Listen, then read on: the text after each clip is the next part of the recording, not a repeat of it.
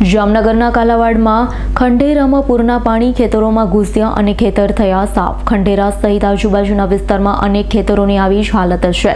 અનેક ખેડૂતોના ખેતરો ધોવાઈ ગયા।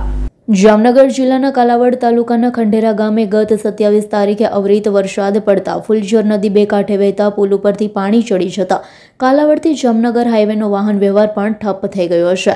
ફુલઝર નદી બે કાંઠે વહેતા ખંડેરા ગામે જળબંબાકાર જેવી સ્થિતિ સર્જાવા પામી હતી। પૂરનું પાણી કાંઠા વિસ્તારના ખેડૂતોમાં વહી જતા ખેતર ધોવાઈ ગયા છે। ખેડૂત માથે જાણે કુદરત રૂઠ્યો હોય તેમ ખેડૂતોનો ઊભો પાક પણ પૂરના પાણીમાં તણાઈ જતા ખેતરો મેદાનમાં ફેરવાઈ ગયા છે। ખેતરમાં ઉભેલા કપાસ, મગફળી, એરંડાનો પાક હતો। ઊભો પાક તણાઈ જતા ખેડૂતોને રોવાનો વારો આવી જતા ખેડૂત પાયમાલ થઈ જવા પામ્યા છે। ખંડેરા સહિત આજુબાજુના વિસ્તારમાં અનેક ખેતરોની આવી જ હાલત છે। ખેડૂતોના ખેતરો ધોવાઈ ગયા છે। અમુક ખેડૂતનો કપાસ પડી ગયો છે, પાક ફેલ થઈ ગયો છે। ધરતીપુત્ર પર એક બાજુ ઉપરથી મેઘરાજાનું વરસવું અને બીજી બાજુ પૂરના પાણી ખેતરોમાં આવી જતા ખેતરોનું અને પાકનું ધોવાણ થયું। ખેડૂતોને ડબલ માર સહન કરવાનો વારો આવ્યો। ઊભો પાક ધોવાથી સરકાર પાસે પાક ધોવાણનું તાત્કાલિક સર્વે કરાવી યોગ્ય સહાય અને નદીકાંઠાના વિસ્તારમાં પૂર સંરક્ષણ દિવાલ કરાવી ખેતરોનું ધોવાણ અટકાવવાની માંગણી કરી હતી। ખેડૂતોનો ઊભો પાક અને ખેતર ધોવાઈ જતા ખંડેરા ગામના ખેડૂતો મૂંઝવણમાં મુકાઈ ગયા હતા। સરકાર પાસે યોગ્ય સહાય અને પૂર સંરક્ષણ દિવાલ કરી આપવા માંગણી ઉઠવા પામી।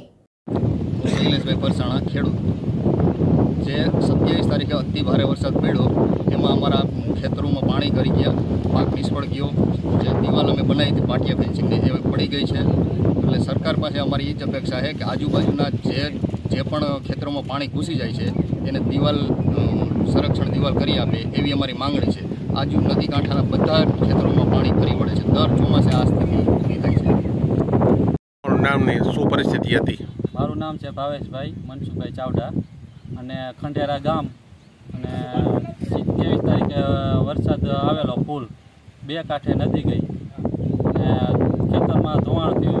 મળતું ફેન્સિંગ હતું, ફેન્સિંગ પડી ગયું બધું અને ખેતર સારું ધોવાઈ ગયું છે અને પાકમાં એરંડા ને એવું બધું વાવેલું હતું, પાક બધો નિષ્ફળ છે, કાંઈ એમાં હાથમાં આવે એમ છે નહીં। તમે સરકાર સમક્ષ શું માંગણી છે?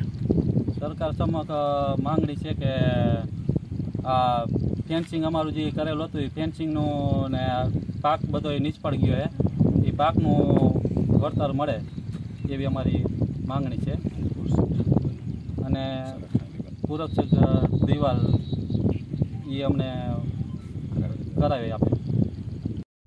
મારું નામ છત્રપાલસિંહ કુમારસિંહ જાડેજા છે।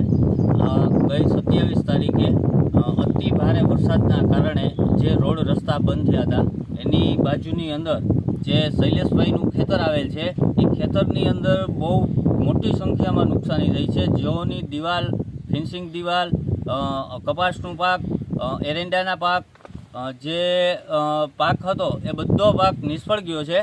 તો હું પણ સરકારશ્રીને એવું નિવેદન કરું છું કે બને ત્યાં સુધીમાં જેટલું ઝાઝી સંખ્યામાં વળતર મળે એવી મારી સરકારશ્રીને દિલથી અપેક્ષા છે।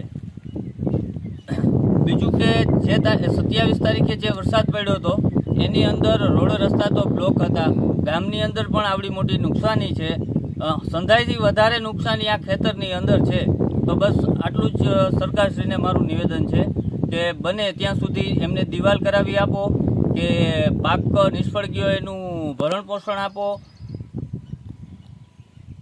જાડેજા છે અને હું વરસાદ બહુ હતો એટલે અમે ગામમાં ગયા ફરતા હતા। અમે સરપંચ અને ગામ સ્થળમાં નુકસાની વધારે છે અને ભળવાર એ લોકોને ઘેટા બકડા બધું મરી ગયું છે આ ઠંડી હિસાબે અને એને ચારો ન મળ્યો એ હિસાબે અને વધારે નુકસાની વાઘરીવા દેવી પૂજકમાં વધારે છે। એને સલામત સ્થળે હાઈસ્કૂલમાં એને રાખ્યું હતું અને સરપંચે એને બધું જે સલામત સ્થળે મોકલાવી દીધું હતું, બરાબર જમવા બમવાની વ્યવસ્થા કરી છે। એટલે સરપંચે પછી એને ગામમાં ફરતી કોર રિન્યુ કર્યું સરપંચે અને ગામમાં ઘણી જગ્યાએ ઘણાને મકાન પડી ગયા છે અને નુકસાની ખેતરોમાં નુકસાની વધારે છે અને આ વધુ તમે સરકાર તરફથી આપી દે આ નુકસાની થોડી તો તમારી વળતર આપી દે તો તમારો ખૂબ આભાર. હર્ષલ ખંડેરિયાનો રિપોર્ટ, S9 ન્યૂઝ, જામનગર.